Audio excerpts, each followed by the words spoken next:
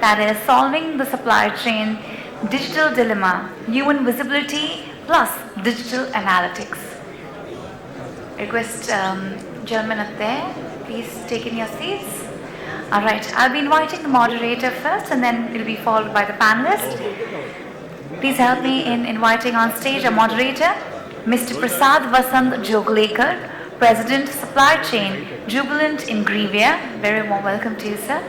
We have a panelist with us, Mr. Chandan Shirbhayye, AVP and Head Supply Chain, Aragen Life Sciences, Mr. Nikhil Puri, Vice President, Sourcing and Planning, Yokohama Off-Highway Tires, Mr. Bharat Bhushan Rathi, Head Distribution and Logistics, McCain Pharma Limited, Ms. Ashita Mittal, Site Unit Director, Supply Chain Leader, Hindustan Unilever Limited, Mr. Prasad, Kale, Head Planning, Marico Limited, Mr. Barinder Singh, Vice President, Commercial, Godrej and Boyce Manufacturing Co. Limited, Mr. Abhishek Aditya, Director, SCM, McCain Foods, and Mr. L. Venkat Madhav, President Supply Chain, Amara Raja Group of Companies. Very warm welcome to the panelists and the moderator. Sir, over to you. Thank you. Good afternoon, everyone. I think you all had sumptuous lunch, and I hope that our panel will not disappoint you by putting you in sleep mode. Okay, we'll try our best at least not to put you in sleep mode. The topic for today, for this particular panel's discussion is supply chain dilemma, how to solve the supply chain dilemma with regard to human visibility and the data analytics. Okay. Now coming to start with the topic first, let's understand what kind of data analytics goes into supply chain in particular. Now if I take the classical supply chain, which includes procurement, logistics and of course the planning side, then if you look at the simple data analytics, it's all around the procurement spend, or let's say inventory spend, or let's say on the OTIF side. All that can be actually achieved with simple data analytic tools. You don't require a big investment for these kind of tools. And then there are certain analytics now where you require AI, we require ML. For example, if you have to do the price forecasting, particularly for the commodities, where you want to actually create a price forecasting model for, let's say, pricing for next 1 month or 2 months, 3 months. Now there you have multiple factors which you have to actually put in, you have to write the algorithms, and all that requires AI and ML and some certain advanced level of digital tools. Or let's say if it is sales forecasting tool, there again you require the algorithms. Now, when you go for these kind of, these simple data analytic tools and the complex one, before jumping on to that, we must understand what are the KPIs of the organization, KPI of the Chief Supply Chain Officer. And most of the people actually do the folly of going into the data analytics, they go into the digitalization, without looking at what is required actually for the organization, what is required for the supply chain, what is required, what are their KPIs. So for example, if your KPIs are around the price discovery or the savings, then the analytics at the back end should try to solve those issues. But most of the time we jump into because it's a fancy world, the consultant comes over, they start telling you, you should have this kind of dashboard, you should have all the information on your computer. So you end up having a big data analytics tools which probably you don't even need at times. And so the return on investment on such kind of projects, they fail to deliver you. I think that's where the big major challenge is. Second major challenge in case of human visibility in particular is around the training part. Most of the organizations are not putting efforts on the front end loading. And when I say front end loading means how are you focusing on the training of the people who are actually going to use these dashboards or data analytics tools? If they have that kind of training, if they are knowledgeable enough, then, and they also understand, they interpret it, and they also understand what is to be done out of this, the decision making. Ultimately, all these tools are meant for decision making. If the decisions are not taken out of this data analytics, again, organization will always face the challenges on the ROI side.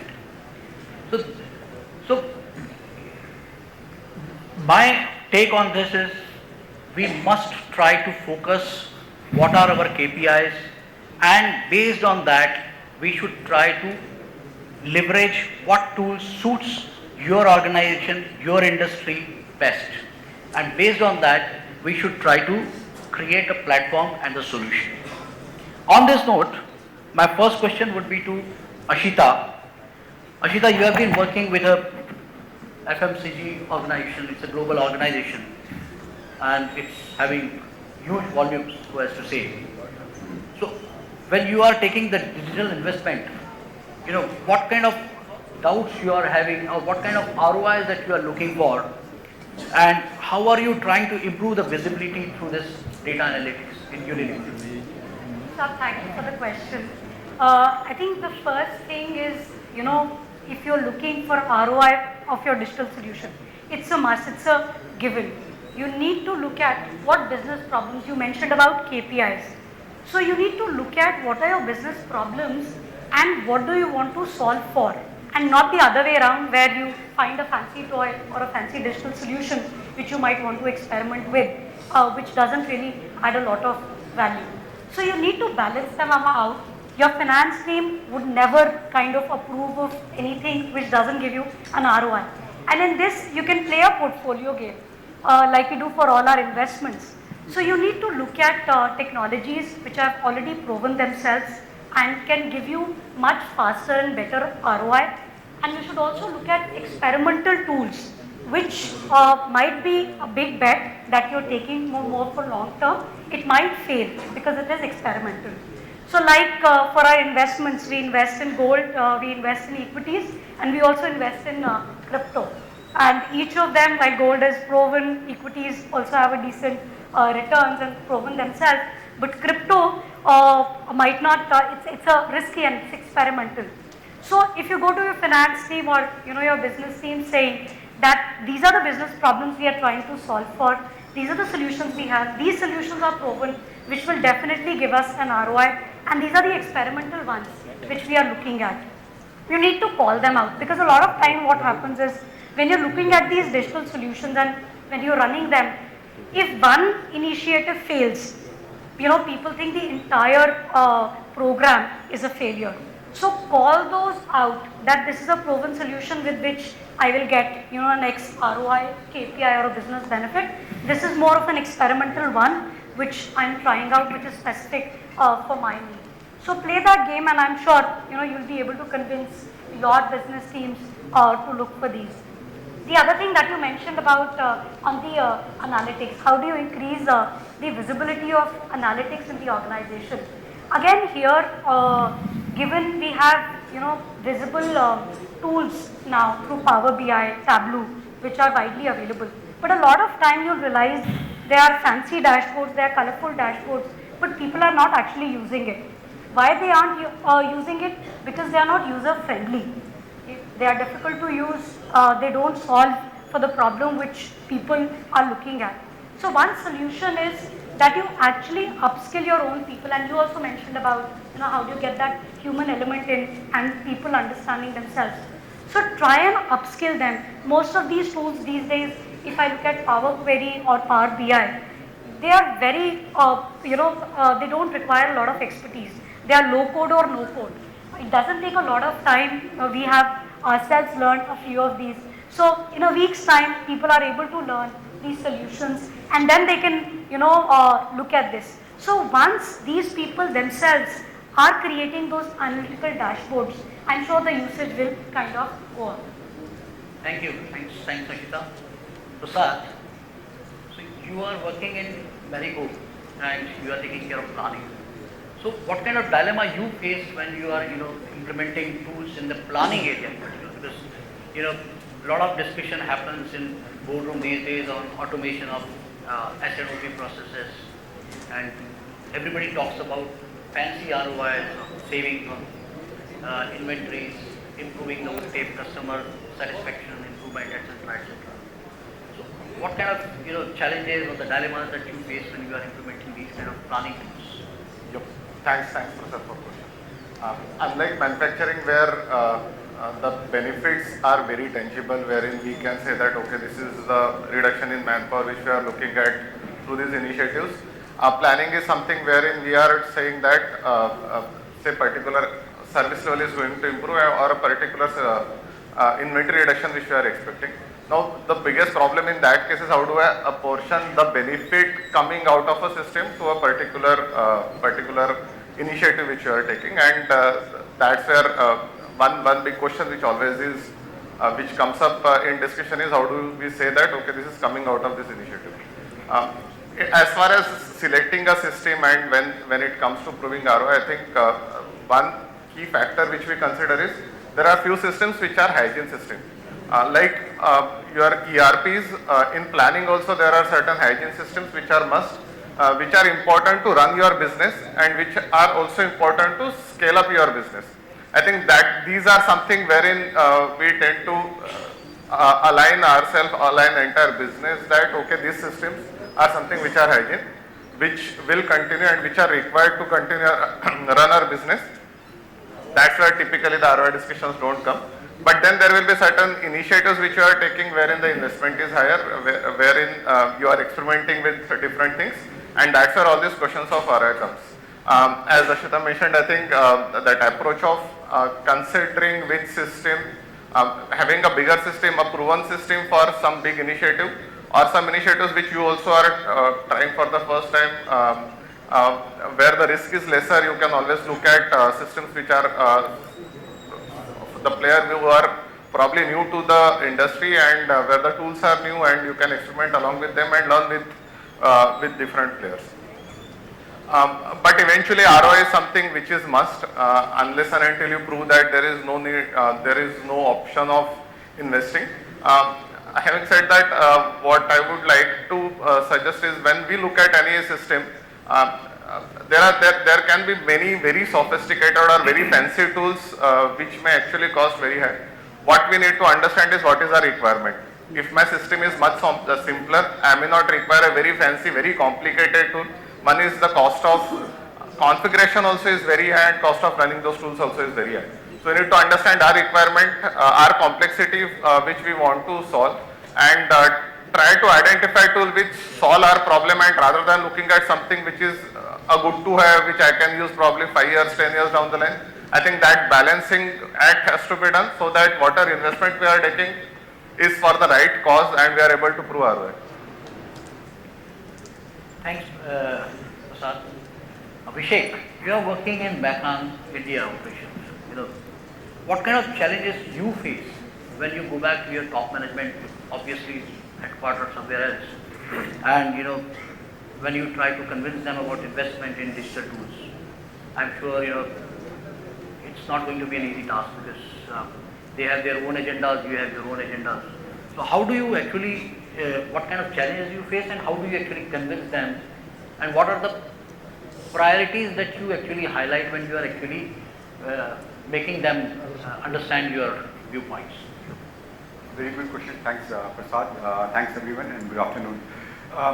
So this is a dilemma everyone faces, and I'm sure actually when you work in an organization which is growing and you benchmark yourself, you calibrate yourself with the local players who are providing those solutions, and then you compare that, hey, I want to implement this, and then the CIO or the commercial director says, no, sorry, you can't go with this. There is a global software which is available, but India will be in the waiting list number 4. Until the time you get the volumes, it will take some time. I'm sure many of us would have gone through that situation, and I know there's a hurt bun over there. But then what we have to also understand, the way I see is we'll have to look at what are the service providers at a global level, what is the problems they are solving for, why is that relation so much more important. And when you look at the financials, once you look at, because you might say, hey, the global is not giving me a tool. But when you understand that, okay, this software provider, it has a global alliance that comes with a cost benefit, which might be expensive for India, for example, but at an overall market level, when I look at US, Mexico, Korea market, which are bigger markets, and that there is a competitive advantage. So the global CIO will always look at the total cost rather than what is the cost at a, for each markets are. Having said that, there is also a need for the supply chain leaders over here to influence your management. And what I really, when you talk about supply chain, it's all about how do you collaborate, how do you communicate the need, how holistic you are, how informative you are, and what is your narrative. One thing which I feel supply chain leaders, they lack is in terms of narrative, in terms of selling their, talking about their problems, finding a solve. So the narration is important that, okay, this is a global vendor, this might take 2 years, we have the same partners who have alliances in the same country, can we work with them parallelly? And mostly actually, as long as you are being able to communicate, there are no regulatory risks, there is no cyber security, there is no lack of information or the how does it operate between systems, that is there, that shouldn't be a problem. So it's also about us, it has to be a balanced approach, thinking what the global vision is, what the global cost advantage it brings versus what is the immediate need for the markets and how can you bridge the gap, understanding cyber security, customer information, governance model around it. And if you have a cadence around it, I think so it usually passes through. Thank you. Barinder, I have a question for you. You are in a durable segment. Yeah. And you have 16, 18 product segments where Godrej and Boyce is working. So have you invested in fancy technologies like AI, ML or cognitive technologies? And if so, then what kind of ROIs that you look for when you are actually investing in these kind of technologies? Sure. So thank you, Prasad, for the question.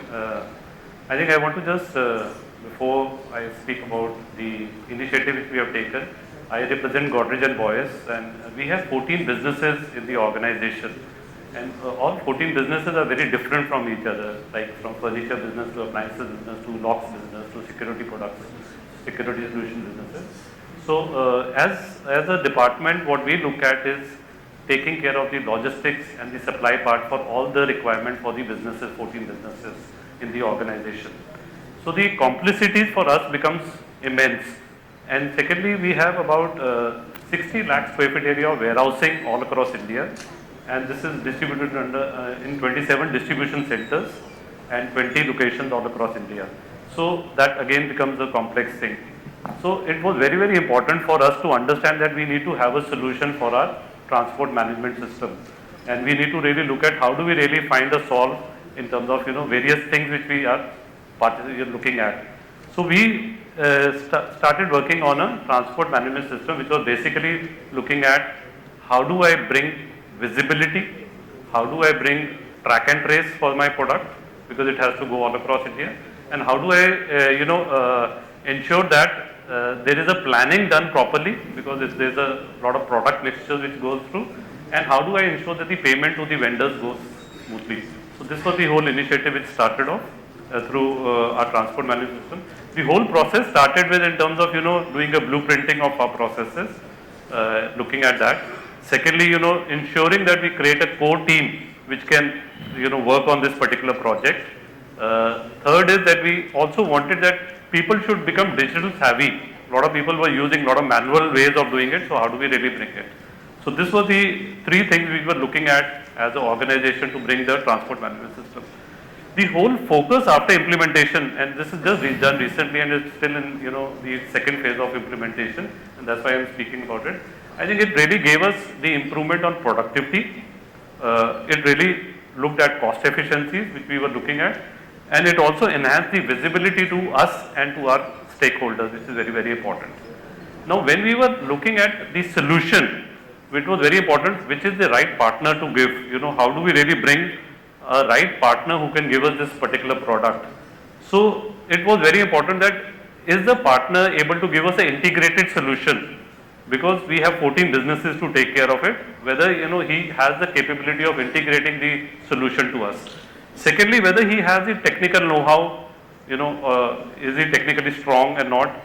How's our data security in terms of, it's very important that our data security is taken care of, and how do we really look at, whether he has the system for tracking and tracing, which becomes very important in terms of visibility of our products, because we are connected with a lot of stakeholders and a lot of businesses to take care of it. And obviously, what is the financial viability and what is the ROI in terms of what we get. So I think our whole organization went through this experience of implementing this digital journey in terms of implementing the TMS in our organization. We look at, so I just want to also mention is that we look at the primary logistics, we look at the secondary logistics. We are supplying material to dealers, we are supplying material to customers, we are supplying material for projects. So it's an accumulation of everything which happens. So one important parameter we were always looking at finding a solution is, we talk about 3 V's, is that is there a velocity to it? Can we look at the speed? Is there a variability we can bring in our operations? And third is that is there a visibility to our products, visibility to us and to our customers. So I think this was the journey which we have gone through it, and believe me, till now the experience is perfect. We are going on the right track, and I think it's very, very important for an organization to really look at all these things when they are implementing any AI and ML solutions. So adding on to my question, what kind of training you actually imparted in the people? Because in your case, TMS in particular must have gone to the distributor level or CNF level, where sometimes the people are not they are not qualified, they haven't understood the digitalization so much. So what kind of initiatives you took to actually make sure that your TMS is actually successful? Yeah. So I think, hello, am I audible? Yeah. So the whole journey started about, I would say, a few years back, when we took a lot of internal digital, we made a digital squad internally in our organization, and where we had a lot of people who had very, very experience on digital initiatives to be taken in the organization. And this squad was really working in all the areas in terms of internally and externally our stakeholders, that how do we really look at this transformation in terms of digital journey. So this squad worked for about 2 years, when we got the confidence that yes, we have the our people will be able to adapt on this digital requirement, we started looking at finding an external party who can help us in doing this. Thank you. Thanks. Nikhil, how important is data analytics in your business particular, and how is it helping you to have some sort of an edge over your competitors? Thank you, sir. So before we start upon how it is benefiting our organization, so I'll talk about from my experience in over the years working in different organizations. So data analytics cannot fall into place if people are jumping onto the bus, so we also have to do it. First of all, we need to identify as an organization, are we ready to do this data analytics, or is the way of working that is going on, it is still better in the way. So the challenges that we faced over the years, my fellow panelists also mentioned about some of those challenges. Like with any data, first you have to start with the collection of the data. Every organization in today's world, I'm not talking about big MNCs or big corporate houses, a small MSMEs still have a basic ERP, a collection of there is 1,000 line items which are there. So, but you need to focus where your energy is going on. Are you still focusing on collecting the data which is still there, or you are collecting the data from other portals? So you have CRM portals, you have logistics portals, so you have to collect all those data. Then moving on to, once you have that data, what do you do with that? Whether the data is of right quality, you have to segregate. Is there a lot of noise into it? You need to segregate that data itself. And more often than not, you also mentioned, asked Barinder about the trainings and all. We should first acknowledge we don't have a dearth of human capital. We have immense human capital. but are we utilizing this human capital in a particular way where we want the synergies to be applied? We should acknowledge this forum, like for example, we have logistic professionals, we have sourcing professionals, planning professionals, but are we the digital professionals? Are we the analytics? So the answer is no. So the first thing when you are embarking on this journey is you need to hire an expert. You cannot expect I am doing a particular set of job in supply chain and procurement, I can do analytics. I know, first of all, I need to understand what I require. Then actually we need an expert who will come in, send them these to some seminars, some special trainings. Now analytics is coming in a big way. There are courses being given by institutions and all, which are giving what types of analytics has to be done, how the data has to be seen, how the numbers are to be crunched upon, and then proceed with that. I have never seen in my life and my limited experience any CEO refusing that we should not go for a transformation. People have talked about ROI. The only thing, the gap which remains is what are you going to achieve with this transformation? What are you going to do with this analytics? It does not matter what the solution is. The objective is what is the outcome. ROI obviously is the measuring parameter, but what are you going to achieve it? And then when you see, if you see the studies also, technology is not the hindrance. So talking about all of the challenges, I think most of all you will agree, the biggest challenge is the culture of the organization. Are you talking in the data terms? Are you still talking in relative terms, or are you still talking on the data? So data is the new oil. If you are not using it judiciously, you will be lacking behind. So people have to start speaking in one language, whether it is from the bottom operator till the CEO. Nobody can talk in relative terms. It has to be data driven. And when you are talking about benefits of our organization, the first thing that we did was, as I mentioned, we made a team. I cannot do the transformation. I cannot do the digital analytics. Neither of the, I seriously doubt any of us can do this thing. So you need to identify who will do a full-time job in doing this, implementing this into your system. He has to, I cannot do my regular operations job of running the business and also doing this thing. So first you identify the team, then you actually work out what is the outcome that you are going to desire. Once we were agreeing upon it, we faced a lot of roadblocks when we were implementing it, and don't try to implement too many systems together.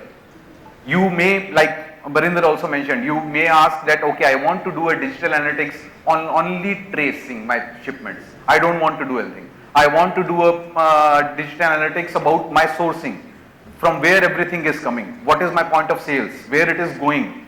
So first identify, don't go into parallel things, and you may end up in a very big failure itself.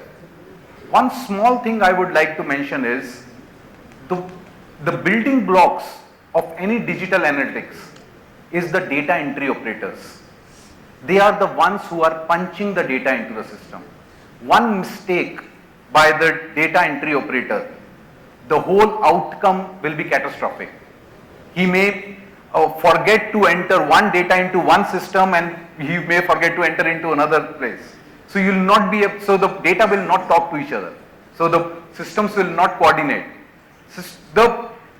All my friends, the technology platforms who are sitting over it, technology is not the hindrance. It is the executioners, or the what we want to acquire from it is actually the hindrance. Our company has a large number of SKUs. There we actually customize solution.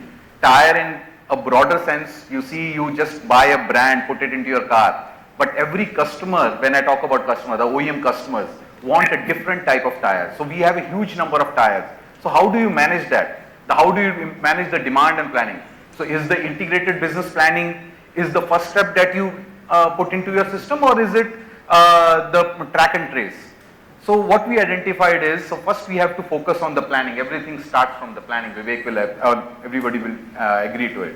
So what we have seen is, it has actually increased the visibility. Now we know we are able to, obviously forecasting is still a debatable subject, but still we have a line of sight. That was proven by only data itself. So in all, when I say I am able to actually reduce FTEs, full-time employees, by just doing analytics, I know where the synergies are to be put into place, and we are reaping huge benefits out of it. Thanks, Nikhil. Thanks, Chandan. Yeah. You are working in life science space. So what are the areas where you are using this data analytics in one?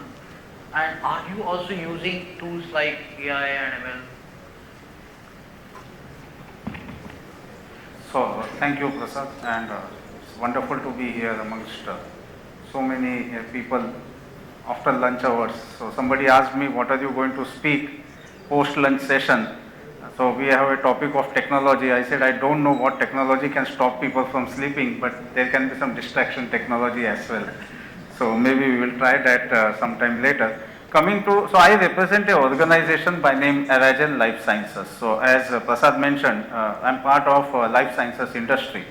What we basically do is we do CRO, CDMO. So we are a contract research organization, development manufacturing organization, who support these global pharma companies in their discovery, development and manufacturing needs to bring the new medicines faster. So now new medicines, it's a life-saving industry, and so time is of a huge essence here, and obviously cost. You can't have expensive medicines. On an average, we all know it takes around 10 years to bring a new medicine. So, but the application of technology is enormous, and we have seen that benefit for the COVID vaccine. We all know it came out in 18 months. There are various factors how it came out, but technology played a very crucial role. But the supply chain of CRO or CDMOs, the industry and the organization I come from, operates in a very complex situation. That's true for every supply chain, so please don't catch me for that words. I'm sure every supply chain is equally complex. But we operate with a complexity of, there is no visibility because it's a project based. Everybody is working on a new molecule. Average in a month, we work on 3,000 projects. 3,000 different projects in a month, we alone as a CRO work. That's the diversity. And the scale up requirements are very fast. So today you are working on milligram scale, maybe 3 months, 4 months down the lane, you want to work at a 50 kg scale. So the supply chain requirements are very different stage to stage, time to time. Third is regulatory is very stringent. We operate out of pharma industry. But when you are at a milligram scale, it's much more relaxed. As you scale up, the regulatory complexity starts going up. So the supplier who supported you at a smaller scale may not be of a bigger use as you scale up unless he is also regulatory capable. And lastly, the most important part of it is the techno-commercial capability of the individuals who work in supply chain. Because you need to understand the science of the product. It's not the commercial only, how the product is made, because most of the materials which we buy, they are not commercially available or somebody has not scaled it up. So you need to know if I am buying a particular chemistry, then the same chemistry family, multiple products I can buy.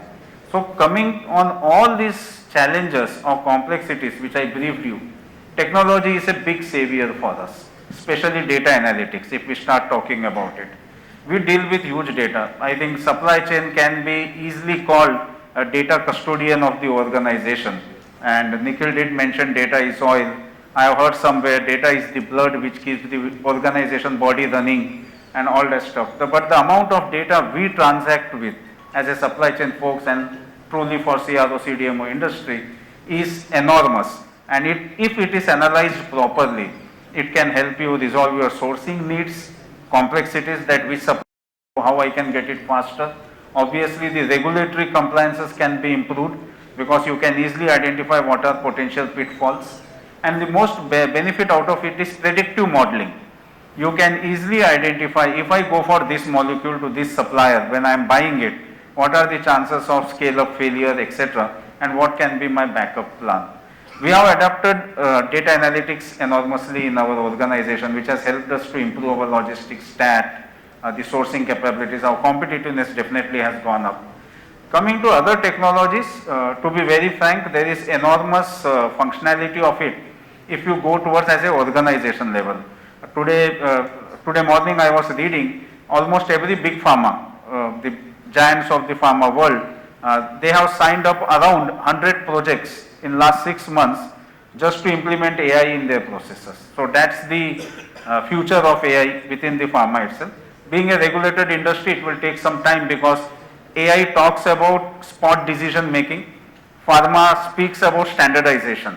So if you want to change capital A to small a in the SOP, it takes you at least 1 week to 2 weeks just to get all the necessary approval to what changes you are making, and AI is more of dynamic. So the industry acceptance will take time, but there is enough focus there. And I told you it takes 10 years. Now discovery, they are saying it will reduce by 1/10 and cost will go down by 70%, discovery stage. So that's there. And coming to the last part, what's the ROI, we all spoke about it. Just to highlight, you can define always under 3 major pillars, how it is going to benefit my people, how it is going to benefit my process, and how it is going to benefit my performance. I think that should help you. So 3 P's we can say, marketing has 3 P's, we can have 3 P's as well, and try to sell the solution what we are implementing. Thanks, Chandan. Bharat, yours is a very complex kind of supply chain. You have some products in FMCG, you have some products in pharma side.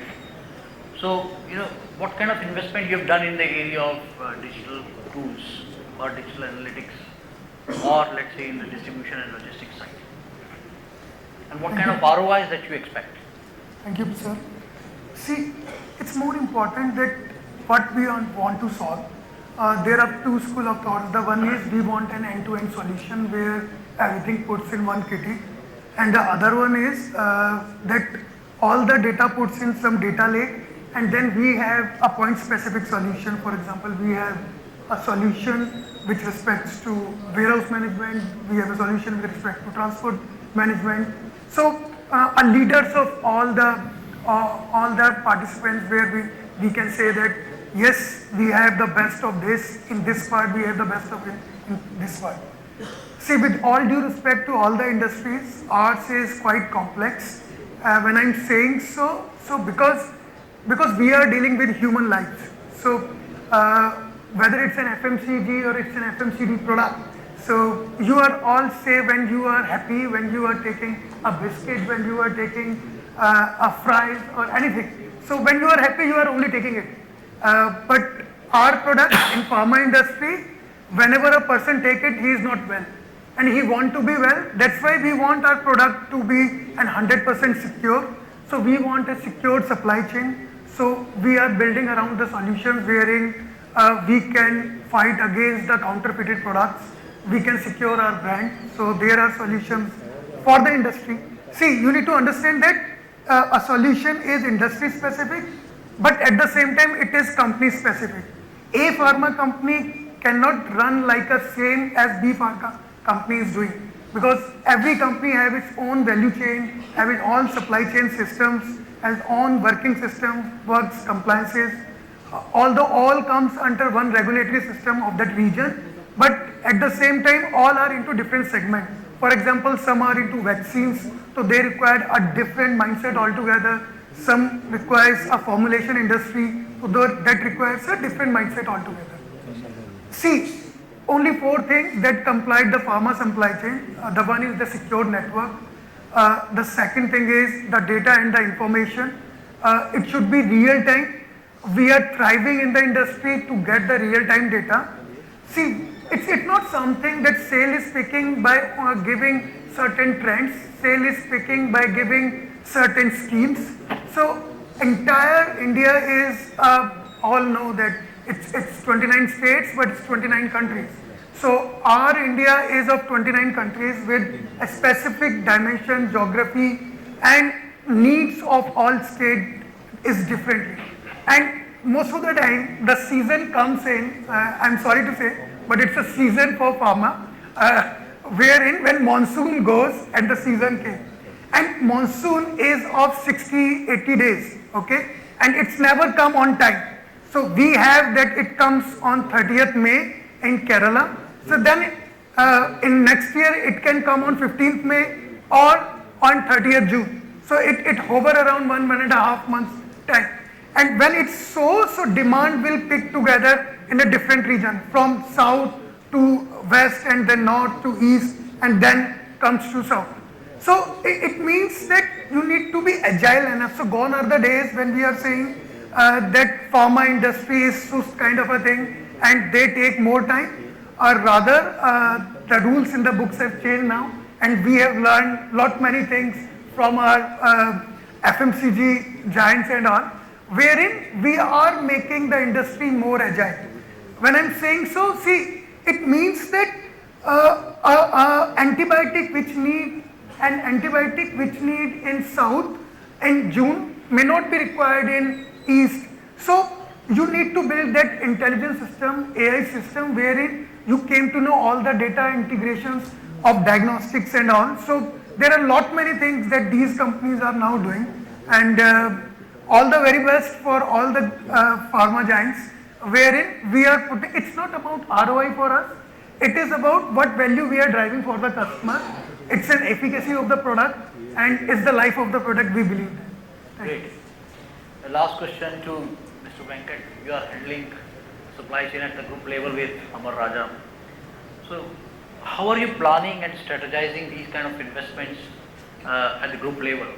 And at the group level, sometimes we kind of face the challenges about the model. Should we go with the business level implementation or should we go at the group level implementation?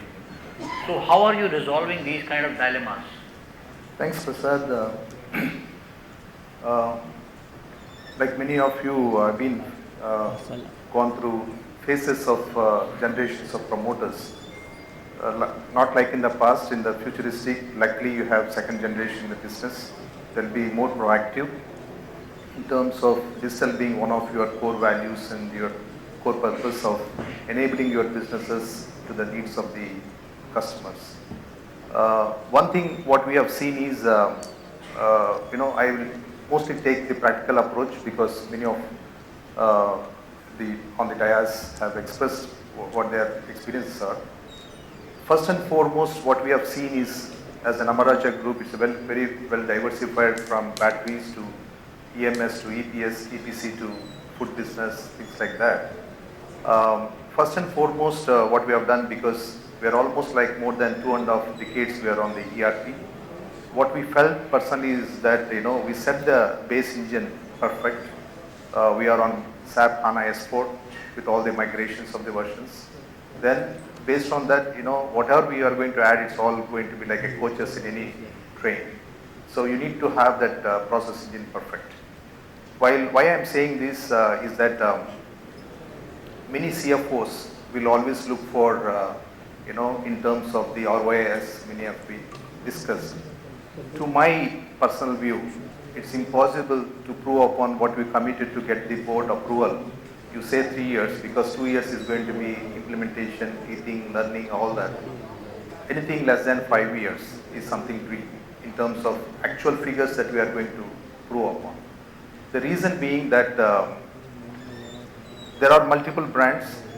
You being a branded company, you being an MNC, you would like to work safely with the branded companies. Unfortunately, no single product can solve all your problems. But unfortunately also they never express this is a limitation of the product also. You will only experience as we come across. But the gap between the product and the capability of the third party implementer, believe me, it's more than 50%. People have no capability, surprisingly people have not seen also. So given all that, earlier, like many tools that we've been adding on to the engine, major engine, we've been started blaming the CIOs because CIOs will only take RFQs as what you give. Now the situation, the dynamics have changed because I don't think going forward digitization should be part of your transformation program. It's going to be part of your life. So given that, what we have seen is the total ownership has been changed to the functional head who is leading. If I want to invest on the tool, the supply chain head, I have to own the tool. Hence, I have to learn and I have to put that.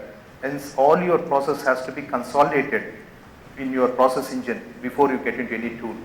Because there are very allied products that is also will be with the finance, will be with the tax guys, with the other planning guys and other things. Integrating all this is going to be very, very costly affair. Then you will not be able to really meet your KPIs what you want to decide for. While there is a flagship company, there is a startup companies will be there. It's impossible to have that cohesive environment across 100% what we can have.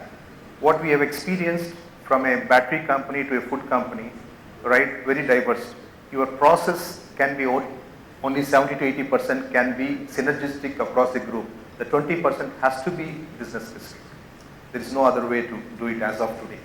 So given all that, and one more point I want to highlight to all the stakeholders here, the adoption, all the stakeholders, which means your customers, suppliers has to be part of the program. I see very difficult because we have Ariba, we have transport module, we have everything in place.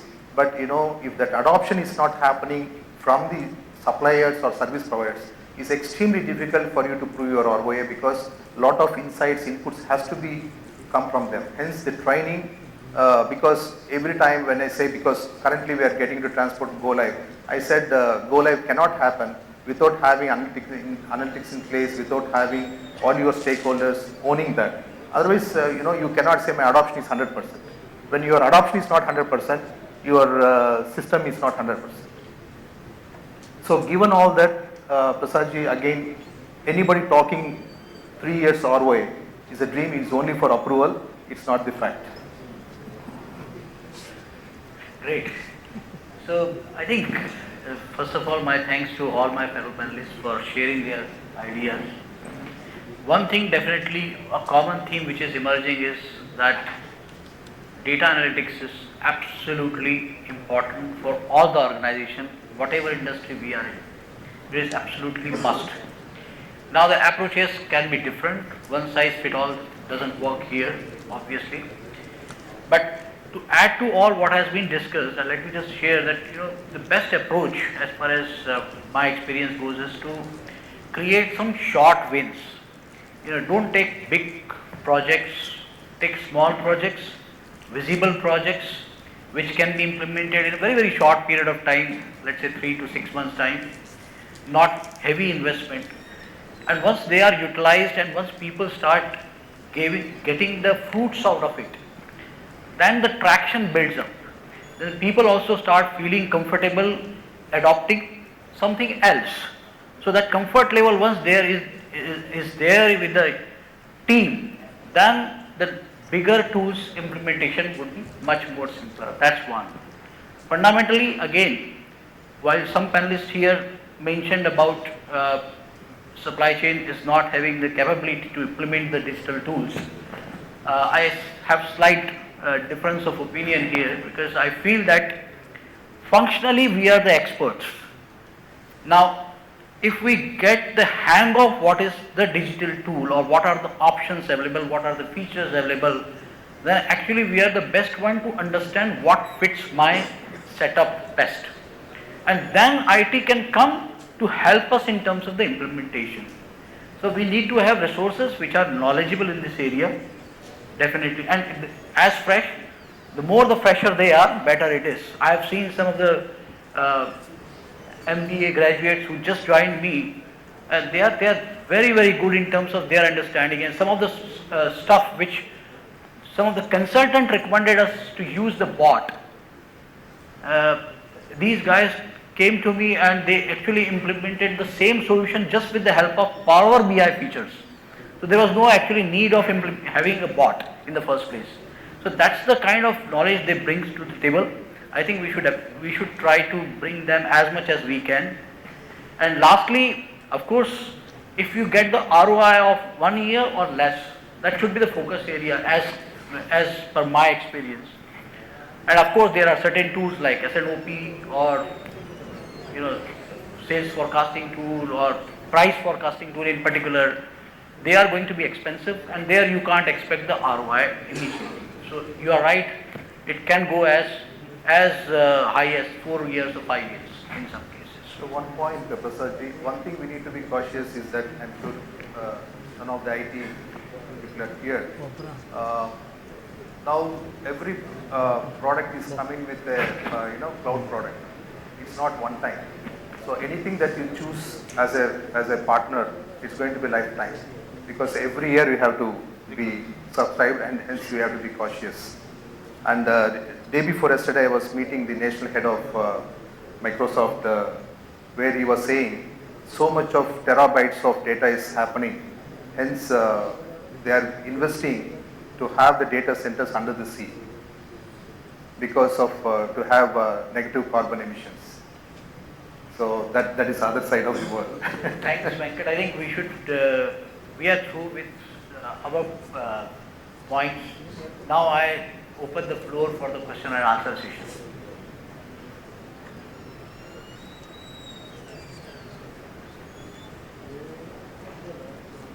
Post-lunch effect.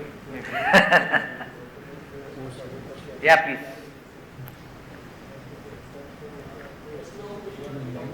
Mike.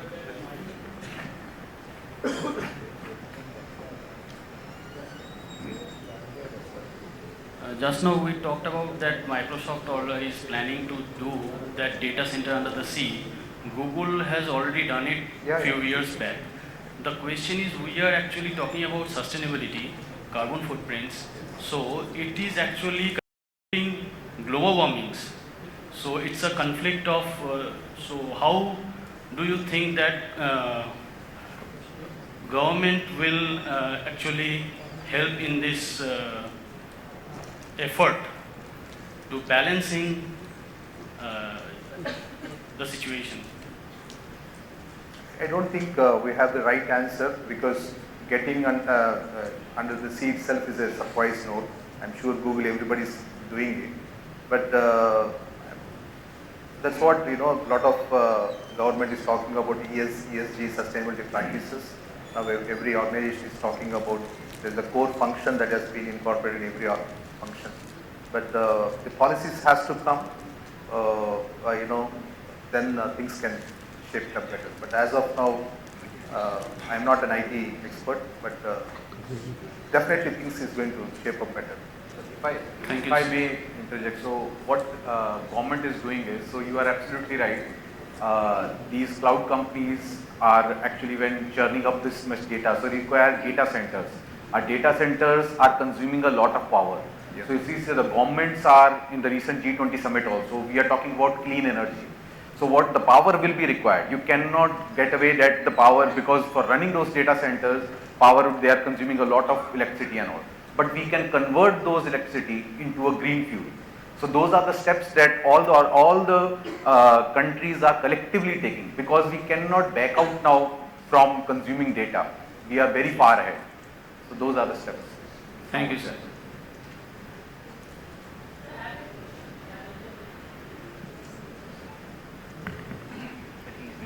It's okay. Sir, I have a question regarding the digitalization in the scale. So now the many company has implemented like Ariba and others, so that P2P cycle is visible.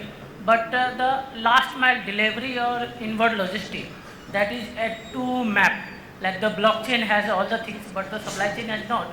So in the scale, how we can measure what is our digital level? If we will measure the P2P or logistic or end to end, or we have to map from the source to the end product. So how we measure the digitalization in the scale of 1 to 10 or 1 to 100? What will be the index? Barinder, you want to answer? Yeah. So I think we have to start from the supply, right from our plant to the end customer. That's the journey which we should look at it. And rather, I would say it comes from the place, at least in our industry, that it comes from the place where you get the order.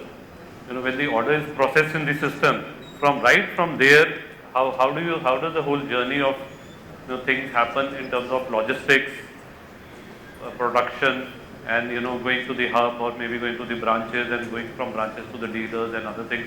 We try to map it from there to the end customer is the journey what we look at it, and we are trying to solve that only in terms of how do we really bring digital connect in all these various steps. That's what I can say about it. I just have a view Okay, on somebody this. wants to add. Rather than being too obsessed about the scale, what we need to look at is what are our issues. This entire journey of digitization or these tools, IT tools are there to help and solve our problems. If you don't have a problem, there is no need of any digitization because ultimately it's the money which you are spending. So unless and until you have a need, you should not be implementing any tool, and rather than looking at external world, some of these has definitely should start from within, whether there is any real need of any tool and what kind of problem you are actually trying to resolve. Because it is there out there somewhere, someone is using it, I think there is no need of implementing it unless and until it's something which is really important for you, which is going to help solve you some problem. I think my personal view. I think when we started this conversation, we started with the KPIs. So what are your KPIs? Drive from there. Do you need digital or not? If you don't need, just don't go for it.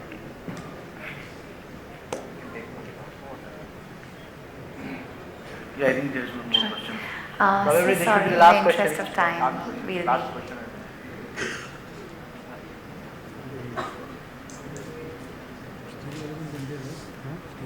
So, myself Hariram. So, we are just discussing lot of things in the India transformation towards digitalization, right? So, lot of things we are discussing, return on investment, selection of tools, care on that. So, many other things we are discussing. So, just I want my question. So, India, global. So, we are referring developed nation, developing nation. So, any global benchmark, yes, we may assume, I may be wrong also, developed nation might accomplish many digitalization with some fruitful ROI in the industry benchmark. So, whether we are having any such referential benchmark for selection of some tools subject to the industry, any other things. So, this is my open call. Yes. Maybe I'll try and answer. So if I just kind of compare, global versus India, and having worked in, 3 MNCs, I see a lot of action which is actually happening in India, whether it is experimenting in all these digital tools, because we are able to experiment, the cost is less, we are able to do it much faster, and India being also the IT hub, it helps a lot. So I think as compared to others globally, at least in the organizations that I have worked with, we are much ahead versus the other developed world. I agree. In fact, even at the government level also, I think Indian government is far more digitalized than any of the other governments. Supply chain, at least we are far ahead than the global footprint. And a different flavor. Sorry. Yeah, thank you very much. Sorry, in the interest of time, we'll be ending the panel discussion. We can take questions offline also during the tea break. So thank you so much for really, really interesting panel discussion. Let's have a huge round of applause for them, please. And let's have a photo op, please. Also, let me tell you that at the same time, we're having an iPad lucky draw that's going to be drawn in the next 1 hour in the ELSC Leadership Track 2 in Konkan. So don't miss that as well. We'll be presenting the mementos to our panelists now. I request the moderator to please hand out the mementos from us, please.